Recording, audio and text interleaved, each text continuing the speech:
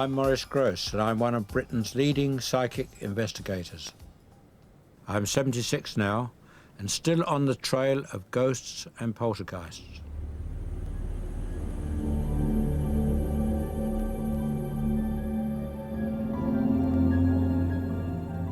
In 1977, I led a team which investigated what is now regarded as the world's most famous poltergeist case, the Enfield poltergeist. It became world headlines at the time, mainly because of the strange, gruff voice that came from a girl called Janet.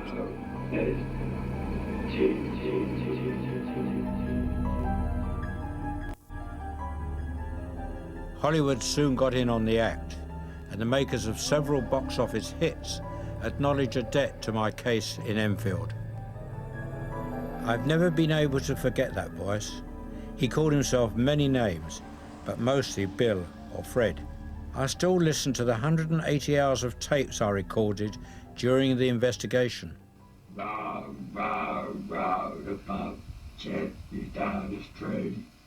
Merrily, merrily, merrily, merrily, lovely part the dream. Now now. This voice is coming from an 11-year-old girl. Well, perhaps you've got something to say to them. Yeah. I'd like to know how you make this noise without bashing Janet's vocal cords to pieces. If I do it for half a minute, I get a sore throat. Goose chases here. We found, on analysis, the voice was not made by the larynx, the voice box, but by the false vocal fold, which is above the larynx. And you only use that when you lose your voice and you talk like that. Well, if you talk like that for more than a couple of minutes, you start getting a sore throat. Talk like that for 5 minutes or so and you're going to start doing damage to your throat. And yet this voice used to speak up to 3 hours at a time. Not continuously, of course, but up to 3 hours at a time without the girl showing any distress at all. Absolutely remarkable. The voice was just part of it. The girl levitated, going from horizontal to vertical in a sixth of a second. Furniture was thrown around the rooms. The house was swarming with journalists. But after 4 days, they were baffled and frightened and called my team for help. A policewoman gave a sworn affidavit of the extraordinary activity she witnessed. Even the ghost chipped in. The death certificate confirmed the truth of what the ghost was saying. Many objects materialised out of thin air. Spoons were bent. Fires broke out spontaneously in the impoverished family's home. The family had to endure practically every known phenomena in a poltergeist case. They were traumatised. They didn't benefit financially and were ostracised by many of their local community. The Enfield poltergeist menaced that family for 18 months. It nearly destroyed their lives. I'm going back to see them for the first time in 20 years. Janet, the girl at the centre of it all, prefers to remain anonymous, but I spoke to her mother and sister. Well, here I am at this famous house in Enfield, and here you see Margaret and her mother, who were very, very involved in this case. You remember the day I first came? Yes, I remember, Mr. Grosse, and you was on the case ever since then, Yes. onwards, and you saw everything and took note and explained to us. You remember when the reporters and journalists were here? How did they carry on? I could see the fear in some of their faces also, and they probably could sense that we was dead scared and wanted to run out any minute. I know I did. My sister did, I know that. I remember one of them came in and he explained to me that I'd got a poltergeist in the house. And I said, what on earth's that? And I nearly fainted when he told me. I didn't even know what it was. In fact, I don't think any of us did. And we couldn't even Until say the word afterwards. poltergeist until Mr. Grosse from Psychical Research explained how to say poltergeist. That's me. and also what it actually meant in, was it German? Was it? Yeah, poltergeist, noisy spirit. In the meaning Something of to it that effect, also, yeah. which he explained to us. What do you say to people who say to you, with you children playing around, what do you say about that? I'd say that's a matter of opinion. If you haven't experienced it, you're going to say that. But it did really happen. It upsets me deep down to think that they can't give us an open mind, the ones that just put it down completely. But all I can say to them is I wish they can experience the same thing as what we went through. They certainly wouldn't say it was false or fake or it was child playing or anything of that kind. The welfare of people at the centre of poltergeist activity is very important. I believe that most poltergeist activity is actually caused by very high levels of stress. Occasionally, you get paranormal entities interacting with us, and this is what I think happened at Enfield.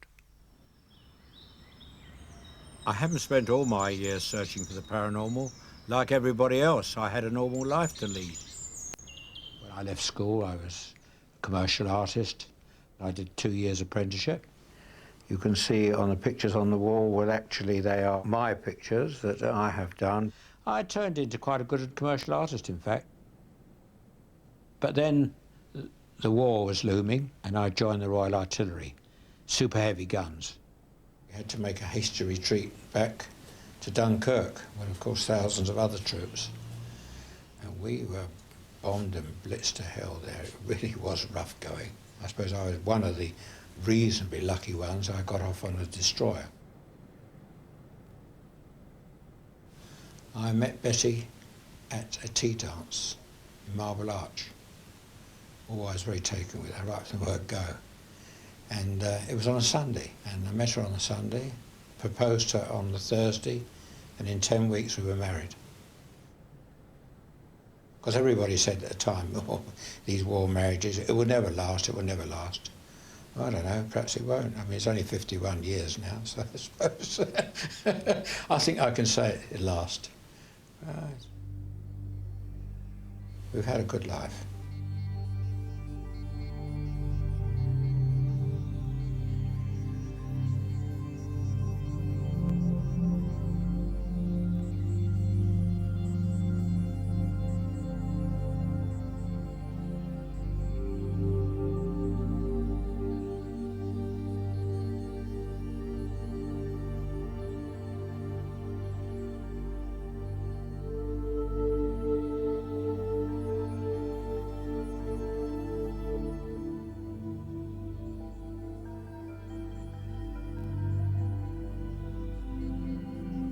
A good life, that is, until the death of our youngest daughter, Janet, in a road accident. Betty and I believe that Janet tried to contact us after her physical death. You might believe that was just our way of dealing with bereavement, but it was a turning point in my life. I decided to carry out serious research into the paranormal and join the Society for Psychical Research. This is now my psychic HQ. The Society is the world's leading centre for the scientific study of the paranormal. I'm the chairman of the Spontaneous Phenomena Committee. People write to us from all around the country with their strange cases, which we investigate on a non-fee-paying basis. Can you recap on who he said was psychologically disturbed? He said What name of who was it? Because there's so many names. That's the covering letter, isn't it? Yeah, on the covering letter. There's so many people mentioned there. Yes, I was wondering that. I spoke to a lady in her early 60s and a retired university lecturer. Well, I think we can dispense with that case then, yes. We had a letter from a woman in Watford. She claimed her clothes were being severely damaged and sometimes disappearing altogether. Shirley had submitted herself to psychiatric treatment, but there was no explanation. She now keeps her clothes in padlocked cupboards. Only her husband has the keys. In desperation, she contacted our society. Hello, Shirley. Hello, nice to see you. Hi. Hello, all right, thank you. Hello, Joggy. Oh, excitement. Hello. Go in. Hello. They're wonderful dogs. They're very, very intelligent. Come upstairs and just let me show you. You know I'm making a video diary, Phil. You've no objection to us using some of this. We won't use much of it, but some of it you have. No objection at all, Maurice. Right, OK, thank you. And here the famous padlock wardrobe. Padlocks on that one. This is mine with the stronger lock. Okay. And again, I don't even touch these You normally. can't, can you unlock No, no, my husband's got the keys. There's only one set and he's got them with him. Have any shoes or clothes or anything disappeared from that one? Oh, yeah. Whilst it's been padlocked up recently? Yeah. Yes, oh, yeah. In the last few months, I've had a shirt from there and a skirt. Sometimes I forget and then I suddenly think, oh, I haven't seen that skirt or whatever. And from the bottom, I mean, my brown boots were actually in that wardrobe when they yes. the box. We actually found the carrier bag in the bottom of that wardrobe. Now, when you want anything out of there, you have to ask your husband. Yeah, I leave, if he isn't in, I leave him a note. I had to leave him a note actually last night to leave this skirt and sweater. Well, that's out. dreadful. Yeah, really. And sometimes he goes out and I have to say, no, excuse me laughing, but it seems to be a ludicrous situation. I don't tell people, I don't say anything to anybody. Come on, dog, you're the one who's responsible, I'm sure. You are responsible for it. Oh, look at him wagging his tail. I wish he knew. If that dog could talk, he'd be able to tell me a lot of things. Yes, I'm sure he would. Yes. May I suggest to you that you stop all this padlocking business and get back to a normal life. And if things still disappear, you start to accept it and see then whether it starts to diminish. I think, you see, I think what is happening is that let's assume that it is paranormal activity. I mean, make the assumption it is paranormal activity. By having all these padlocks and bolts and sleeping in the spare room, you are continuing a high-stress situation.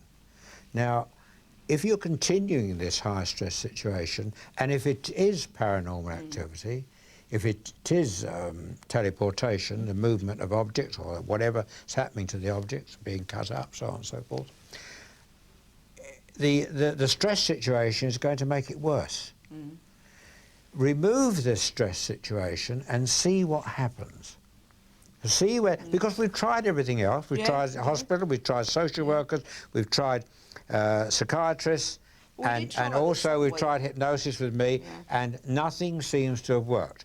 Well, let's try and get back to a normal state of life where you remove all the bolts and the locks and everything else, and you have complete access and you go back to living as a normal person with your husband. We have done this once, haven't we? Yeah, well, do it again. Yeah? Do it again. Get back to normal. What I want for Shirley is for her to get back to a normal way of life. I've dealt with hundreds of cases over the years. Most of them involve great personal distress. Visiting people all over the country is fascinating, but very time-consuming. I have to fit everything in with my regular work as an industrial designer and inventor. My latest project is a cost-effective poster machine for use in public places around the world. This is the workshop where I worked on this machine way back in the late 60s. Much later on, I repatented it with all new ideas. It's a very easy machine to work. Posters are hung into the machine. The machine automatically changes the posters. It adjusts itself for any number of posters you put in, up to 24. And this lot you see there is going out to New Zealand. The demand for my invention is growing all the time. I now have to make sure it's patented for the international market. That's my big poster machine, the result of many years of hard work. We've run out of 4-star. No, I have to go down the road.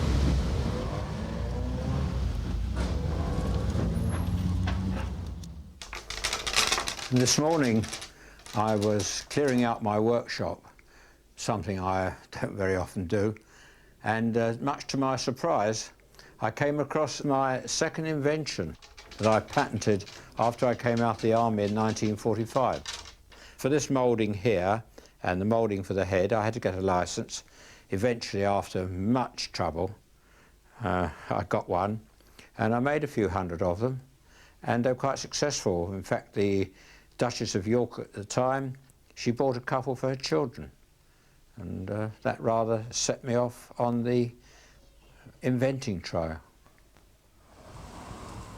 I devote much of my time to collecting documents, tapes and photographs which record unexplained events. I hope to leave a solid legacy of evidence behind me.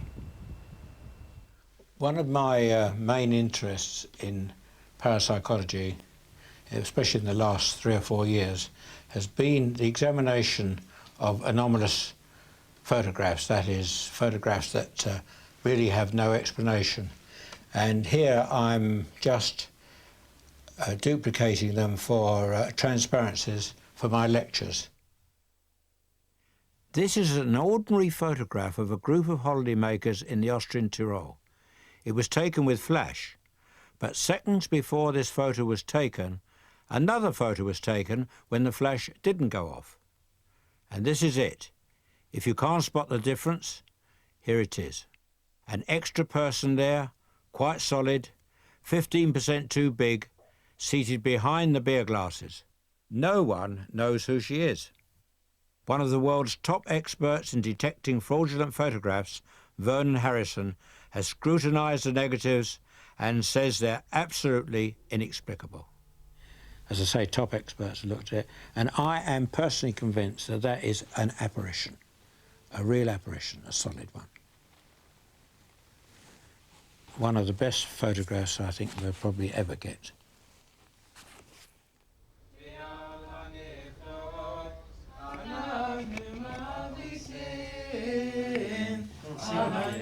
To some people, there's a big problem relating psychic research to my Jewish religion. It's not a problem for me. There are also those who think I'm a bit obsessed with poltergeists and ghosts. But my family know me better. To them, I'm just dad or granddad.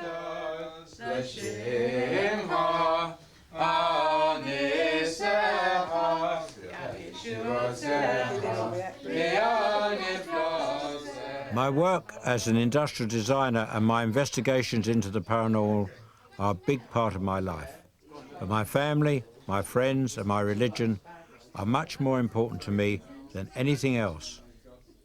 Do you remember Jinx and the Misses, Pixie and Dixie? Oh, yeah. They got them as well.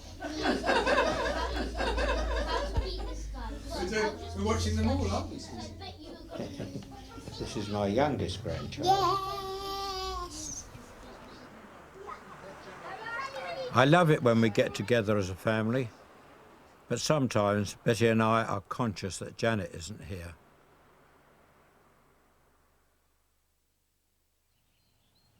You know, sometimes it's hard to remember back all those years, isn't it? She left school. Yes, 18. she was born in 53. Janet was born in 53, dear. 53, yeah. that I won't forget. Yeah. Yeah, she was born in 53. Actually, She was always a very strong-willed child.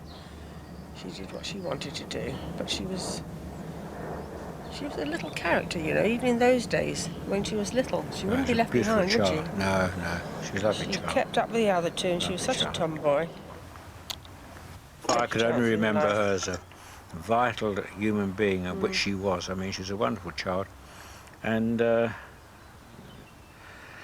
that's how I wanted to remember her, and that's how we've always remembered her. And as you say, you never get over it.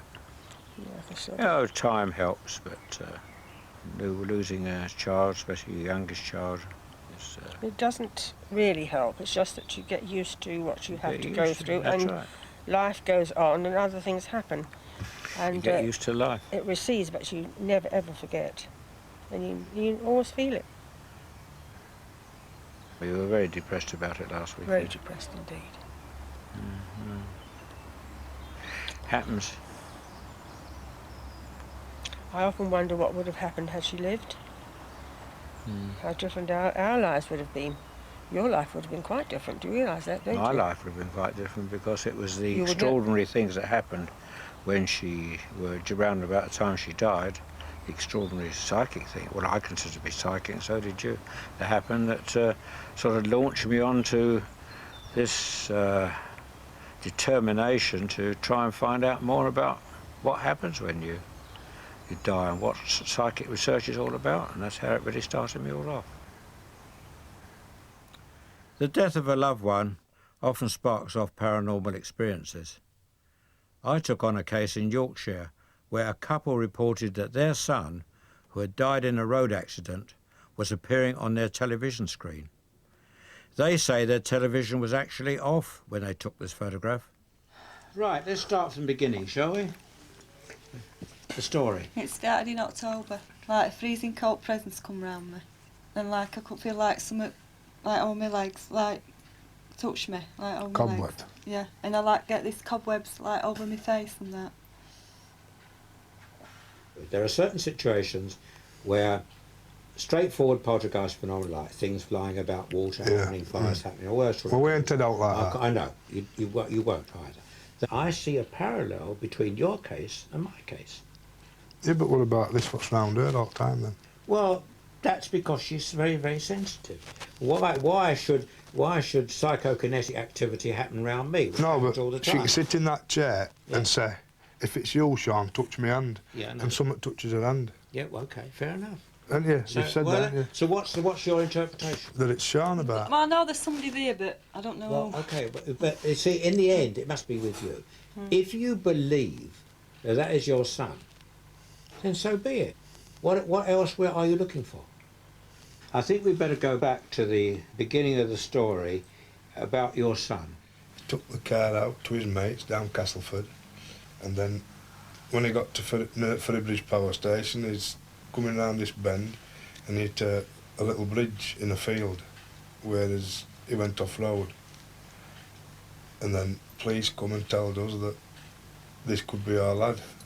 So we went to hospital and see him to identify him, and then put him on life support machine. It's up, so nobody knows these things till they've gone through it, do they? Oh, goodness, it's the most terrible thing. I mean, for parents to be here, you say to yourself, why am I here? My child's not. Well, you know what you're feeling. I know We're what supposed to go first, aren't we? That's it. That's it. It's the most terrible thing. It's against nature. Yeah. I feel for you. You don't know how much. Very emotional about it, I tell you. And I'm not usually an emotional person. But I know how you're feeling. Terrible. It brings it all back to, in fact, sitting here talking to you, brings it all back to me. Terrible.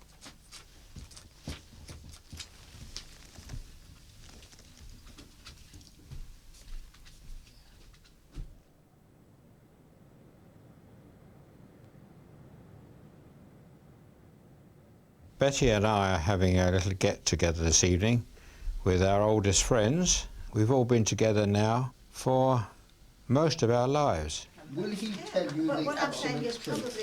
I said, of course he does. I said, what he tells me is the absolute truth. He said, well, had he seen a ghost? So I said, I think he has. Oh, he said, what time was it? He said what? What time was it? Marilyn, Oliver, Jonathan, all grown. They're growing so big, all of them. I know. Yes. What have you been doing with yourself, Harold? Well, nothing special really, just keeping my mind occupied, doing some gardening. This photograph was taken in about 1936. That's Julius, the one who died on the right.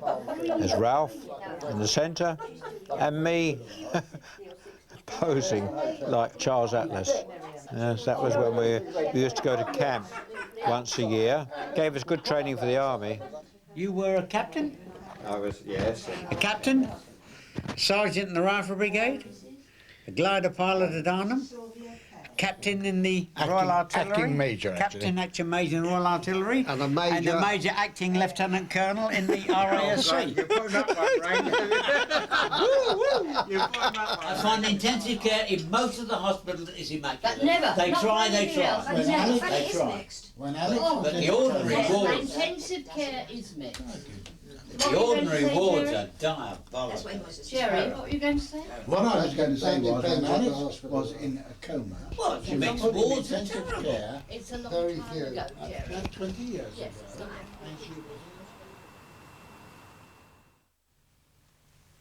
One of the questions I'm often asked is How do I investigate a poltergeist case? And not how I particularly investigate it perhaps, but how does anybody investigate a poltergeist case? Let me say it's not easy. It's very difficult indeed. First thing that happens, of course, it's usually a cry for help. Somebody rings the society or may even get on to me personally and tell me that they've got some activity going on which they find extremely disturbing, and would I come along and help them? The first thing that one has to do is determine whether the case is genuine or not. It's important to listen very carefully to what the people have got to say. The little girl used to be locked in the attic by her father when yes. she had a fit. And we found that this door had a bolt on it. The bolt is on the outside? Yes, it is odd, isn't it? Oh. We use it as a box room Yes. because no one wants to come in here and it is extremely cold. Oh, it is cold in here, isn't it? Don't trip up. Very cold indeed. My God, this is rather spooky to say the least. Laid in bed quite comfortable, and all at once I saw this thing come through the window. And she was just going like this, doing this, as if feeling her way to go somewhere. I was not a bit afraid, and I was absolutely fascinated to watch her. And she just turned off and went straight through the shut door. Closed door. I've never experienced anything like it. It's not just houses that are haunted. The pilot who flew this Lincoln bomber said he would haunt it after his death. Strange noises have been recorded over a period of years from inside the cockpit that have nothing to do with metal fatigue. Now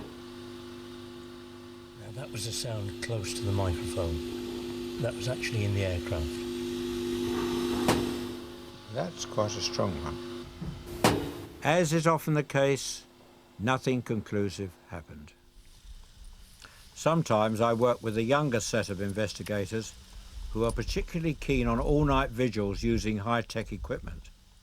I brought along my camcorder and thermos flask. You're basically using this evening the temperature sensors and cameras? Yeah, we have cameras. And, we have an infrared camera upstairs as well. You've got an infrared camera, yes. We also have a Geiger counter to measure you background have? gamma radiation. Yeah.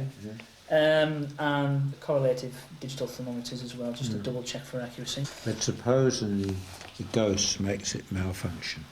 Well, I find it immensely hard to justify why 3 or 4 digital thermometers should malfunction at exactly the same time on independent power sources. Everyone synchronised watches, please.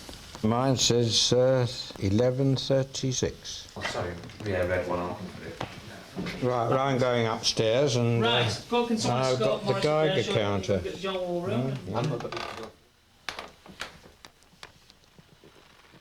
The Geiger counter established that the most radioactive thing in the building was me. Yeah, just put some logs on the fire. Okay.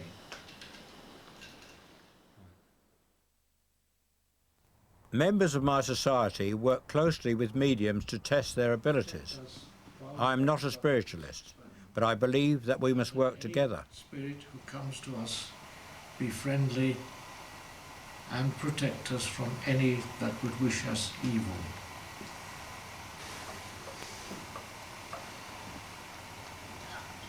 Is anybody there?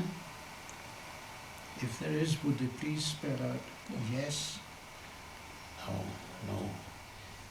Life after death.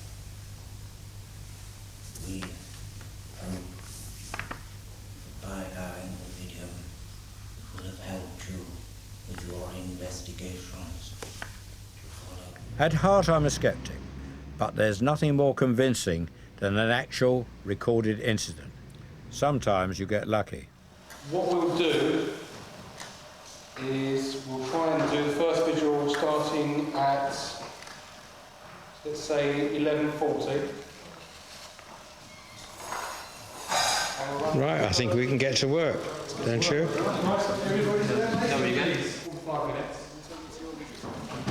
Well, going up to the long gallery, aren't we? Mm-hmm.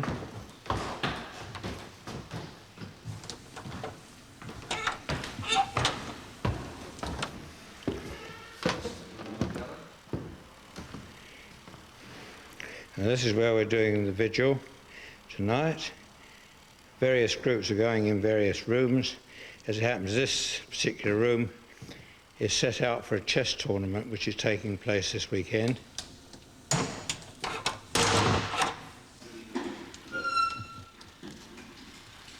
Okay, Maurice, I'm just going to turn the lights off and we'll get the vigil underway. Right, okay. Yes, well, I'll sit here by the fireplace since you've been having some phenomena around here. How many vigils have you done here? Here I've done 6. You've done 6 here? Well, what actually have you seen or heard here? Orchestral music and also a piano playing. The time that I heard the piano playing, I was actually doing the vigil with a couple of girls, and when I heard the music I jumped up thinking that everybody had heard it because it was so loud, but they say they never heard the music, and you know, as far as I'm concerned it was as loud as I am talking to you now. What we'll do now is that I'll go to the far end of the room, we'll turn the lights up and see what happens. I settled in for a long night, waiting patiently for nothing to happen, as usual. But then...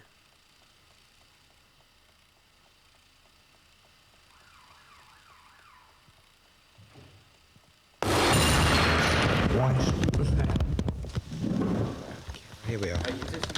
Yeah, but shine the camera. Well, I certainly didn't, because I was just sitting here and I was almost dozing. It came with tremendous force, and if you thrown it, the cup would have broken and the pieces would have shot at least, I would guess, another 6 foot. Admittedly, I could sit here and I could have thrown it, but if I'd have thrown it, as you said before, the pieces would have ended up halfway down the hall. But it appears that the cup came from above, dropped down, and actually thrown heavily, do you agree, onto the floor? I totally agree, because the amount of force that was behind that, the noise that was made, the acoustic noise that was made, it came from above with a great deal of force. I think it's incredible that we've got it actually on film. Very lucky indeed. We'll go down and tell them what it's all about now. Right, ladies and gents, it all happened. Did you hear it? Oh, you did hear it. Oh, that's interesting. 23 minutes past 12. That's it. Where were you? We were in the grand salon.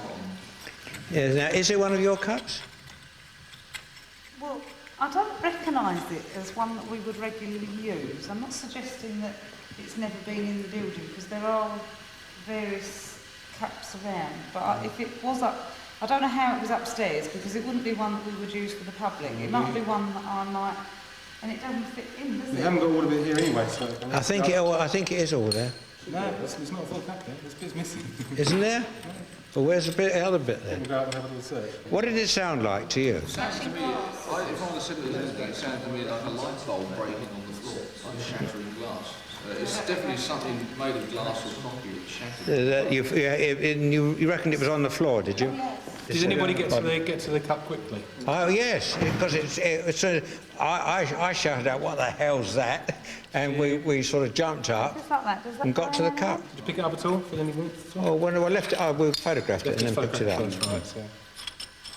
Got it on film. Yeah. You can hear. I mean, you heard it, didn't you? Hell of a crash. Night, folks. Nice to meet you. Thank you. Many thanks for coming. Oh, thank you for putting the show on. Don't know, was it us putting the show on or you? Thanks very much. Bye-bye. Do you think it was a show? No, certainly not. I mean, it's the real stuff. That's the real thing. No, we don't very often get that, and we very rarely get it on camera. We've been very lucky tonight, very lucky indeed, to get that. Because you might have just had the camera turned off at that moment. But there we are. This is not the first time in my life I have witnessed objects materializing, apparently out of thin air. In parapsychology, this phenomenon is called an apport. This teacup apport that came in Charlton House when we were there and smashed on the ground is very exciting indeed. But it has a parallel with an apport we had in the Enfield poltergeist case, when 3 stones actually appeared in the room in front of me when I was on my own there. They all fit together to make one perfect stone. Can't hold the camera and put them together, but there we are. So there we have very similar apports, that is, objects appearing to come from nowhere and crashing into the room. I'm going to put it to my committee, tell them what happened, and see what their reactions are.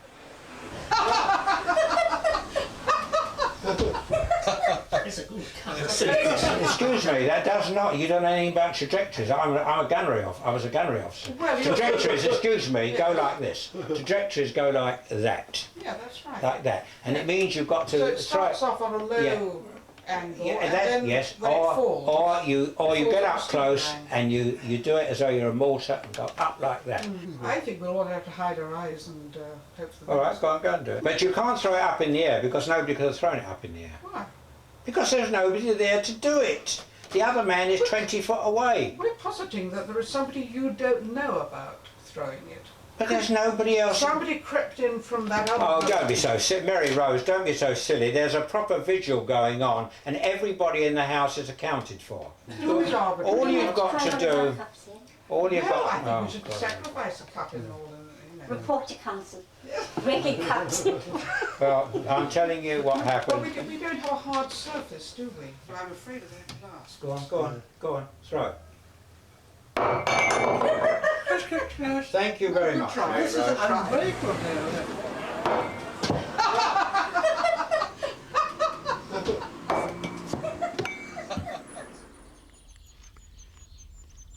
You have to learn to live with scepticism in this business. I've got an old friend, Uri Geller. He's been at the receiving end of more than most. Oh, hello, Uri. How are Nice to you? see you. Lovely You're to see you. filming, huh?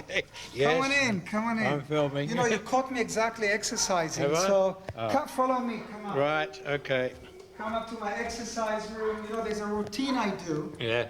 that I don't, interrupt that for anything in the world. No? Oh, well. Even if you would have come with the Queen of England, Yeah. with all my respect, I will continue to exercise. Okay, fine. Come in here. It's a small room, so just... Wonderful. Oh, that's Yeah. It's really discipline. lovely. Yeah, It's devotion. yeah, It's concentration. yeah. And it's mind over matter. Yeah. It's actually mind power. Yeah. To will yourself to do this every day for 20 years, that's willpower. Well, I remember the last time I saw you, you were Yeah. on your bicycle. That's right. You make me feel tired. Just watching. Do you have enough light here? Yes, plenty of light, yes. Follow me.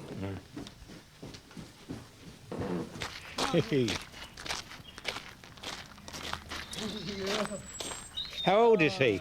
How old is the He's little one? just a few months old. Oh, he's gorgeous, This isn't is he? Joker. Joker. Mwah. Oh, isn't he gorgeous? See, animals are just like human beings. I know that. I'm mean, an animal lover myself.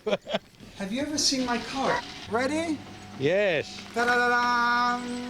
Oh, my God. Oh, goodness me. God, how do See, it brought a smile on your face. These I'll say. 5,000 bent spoons and forks on it. Many of them were bent with my abilities, my powers. See the side, it says peace in many different languages. Oh, Shalom in Hebrew. Yes. In Arabic, in Chinese, French, Spanish. Actually, just came back from the Museum of Israel, where it was exhibited right next to the Dead Sea Scrolls and Henry Moore's. So Yes. I'm quite, honored. That, by the way, Yes. the rock crystal was given to me by Salvador Dali. Was it really? Yes, I bent a fork for him and it freaked him out. and he locked himself in this was in a hotel in Barcelona, 48 hours, and no one could get him out. In the end, he sort of came out emerging with this rock crystal globe, and he handed it to me.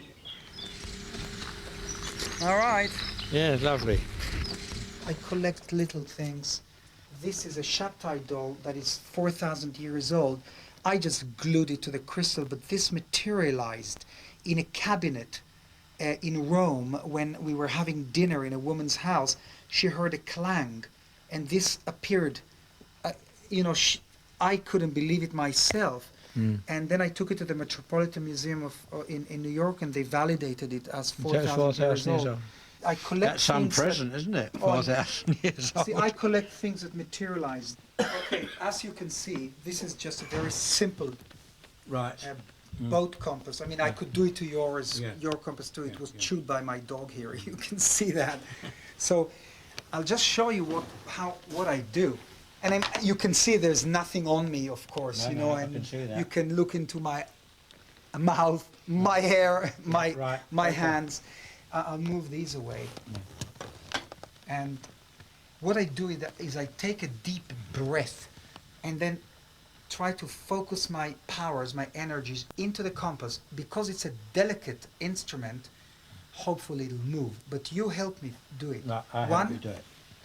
2, 3, move! Go, go, go, go! Look at that. Did you see how many degrees it moved? Yes, I did.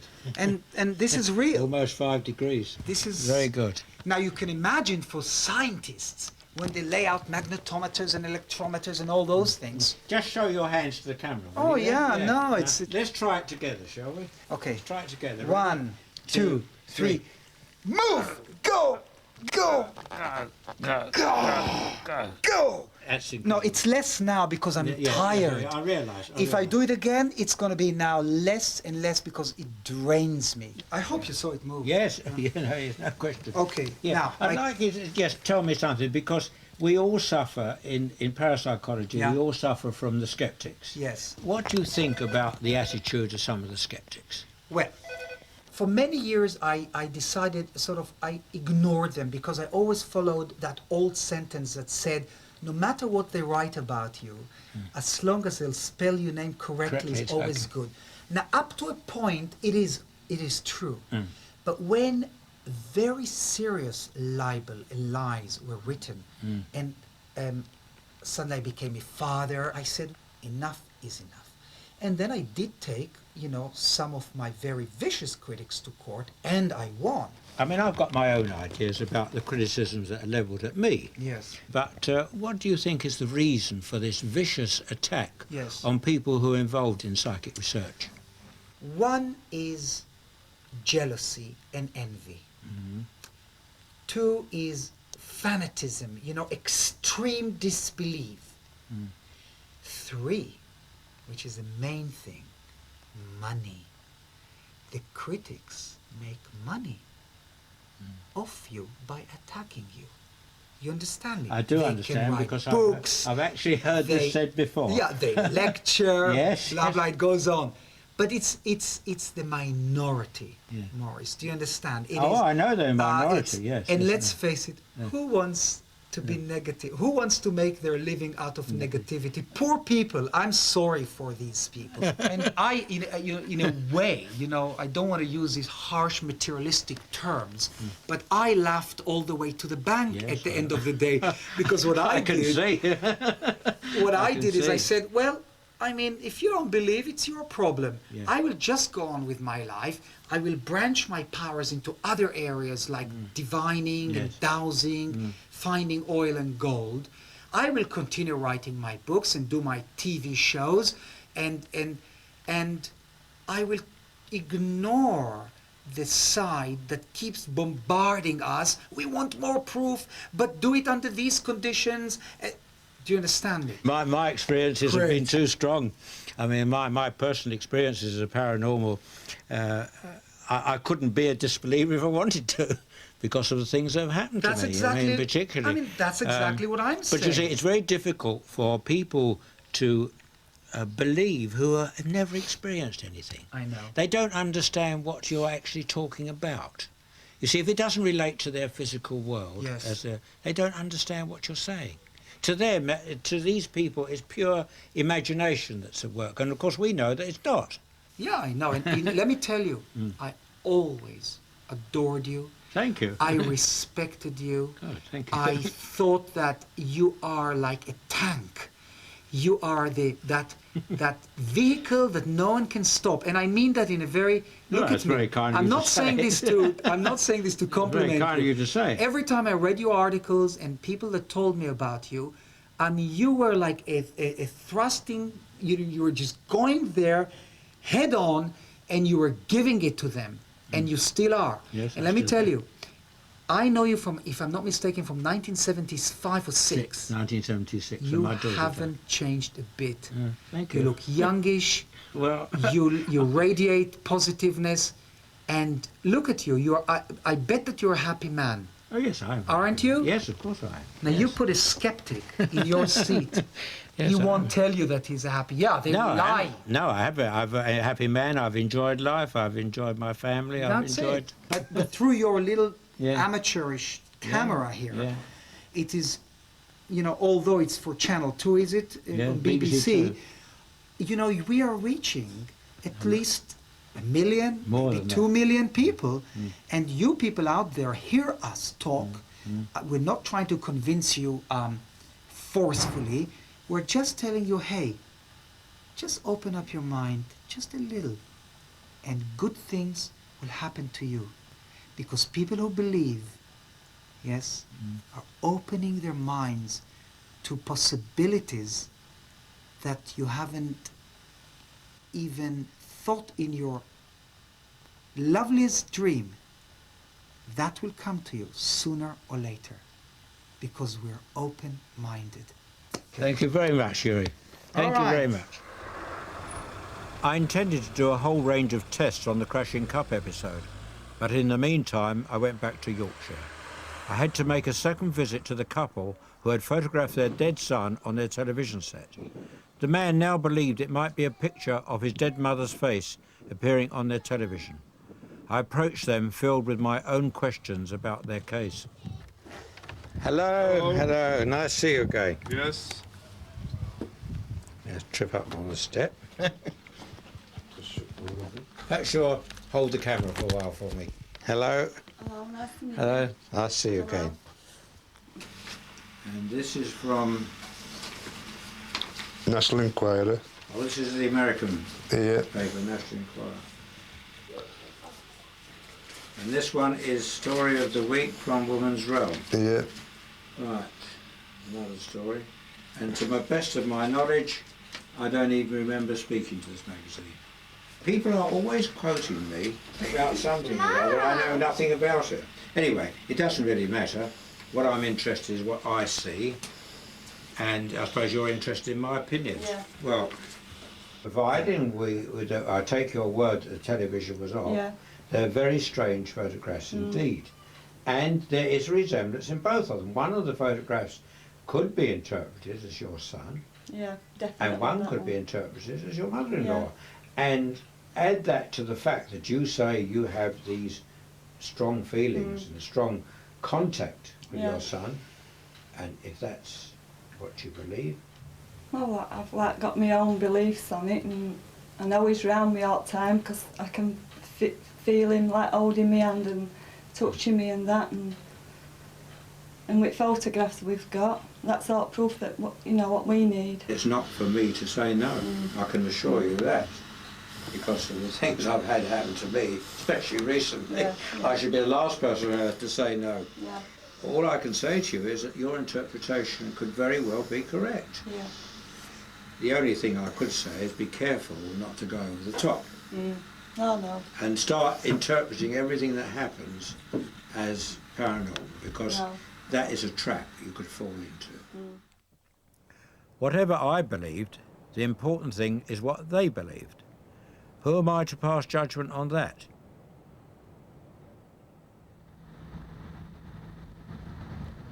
The workings of the mind are so complex that to convince other people you have experienced the paranormal, you must have evidence that can be tested. and the evidence must pass the test. This is Chris Walton, and there's Herbert. Now, Les was in the room with us, and Chris was in charge of the whole operation. Now, first of all, Chris, how many people were on this vigil that night? 11 people were on the vigil, right. Now, how do I know that there wasn't some joker in the pack who literally came in, opened the door, threw the cup in the room, then ran out? Everybody that was here was a member of our vigil teams, and they're people we trust. Yeah. And that we know. Were they all accounted for in their rooms? All accounted for at the time the cup was broken. Now, what is the chance of some joker who was in the house before hiding himself?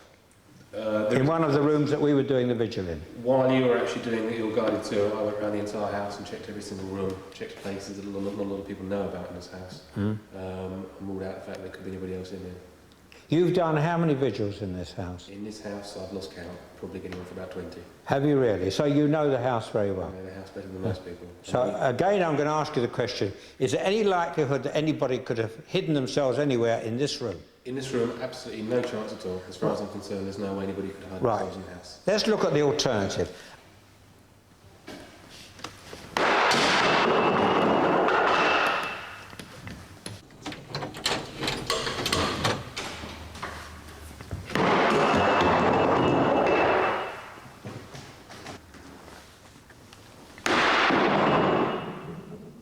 There's a chip on it, no, it grows. There's not even a chip on it.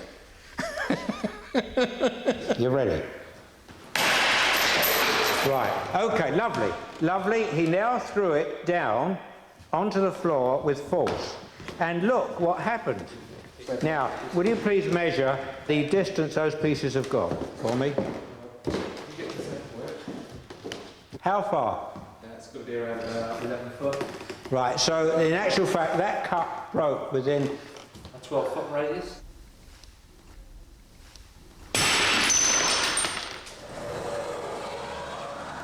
Something was very peculiar about the sound of the Apport cup crashing compared to the sound of similar cups we had just tested.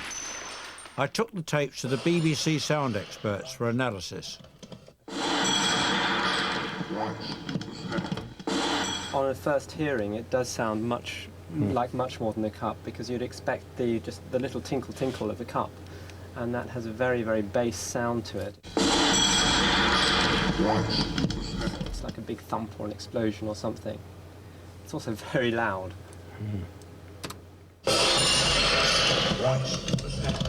Does it sound like a cup exploding? Quite possibly, yes, it does. There is something else there.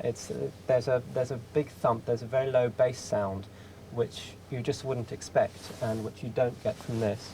It's very interesting indeed. I think it may begin to prove our point that it was a paranormal Apport. Well, I'm sure it was, but still, other people are not so convinced.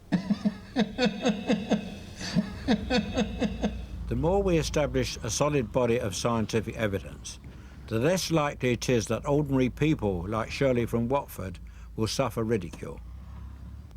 This is a big day for her. I think that finally she's going to take my advice and get rid of her padlocks. Hello, Mrs. Flurper, how are you? Sweeping, you calm. There's a good boy. Let me pick him up. Hello. Bin. Hello, young man. Hello. Hello, who's that?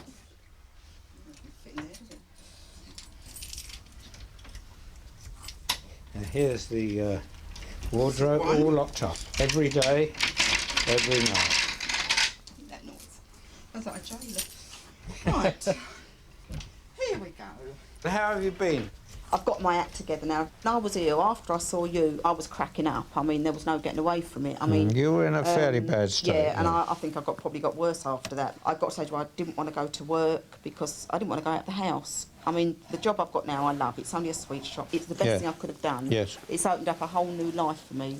And I'm a different person. I've got my life back. I just can't explain how different I am.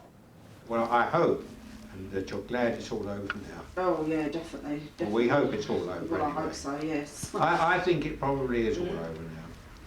I mean, I don't think I felt this at ease for a long while. Oh, I'm very pleased that you do. You know. That I mean, I can't I've been say- able to help you in this respect. You know, I can't say I'm 100, obviously, because there are times when you think, oh, you know, I felt good before and we've unlocked things and then it's happened again after, you know, quite a considerable time. So obviously this is always, you know, on the back of your mind, but I just like to see an end to it, just get back to normal life. Good. If you think I'm a stupid old fool chasing poltergeists all over Britain, that's your problem, not mine. The truth is that paranormal events happen to nearly everyone at some stage in their lives. Think about your own life, or people close to you. You may begin to see what I mean. I believe that one of the biggest problems with our subject is the very word we use, the paranormal. It conjures up all sorts of images, and it is a strange word because when you think about it, if a thing happens in this physical world we live in this universe, it must be normal. The problem is we don't understand it, and therefore we call it paranormal. We've only got 5 senses, and all the instruments that we have designed and we use are built to respond with those 5 senses. But if there are other things in this universe, other dimensions, it doesn't mean to say that they don't exist because we don't understand them. They're out there. They do exist because over the last 100 years and more, we have amassed an enormous amount of solid evidence that paranormal activity does actually exist. And we may be on the brink of great discoveries. Discoveries, I believe, that will make all the difference to man's outlook. We may understand life a lot better, and we may understand what death is all about.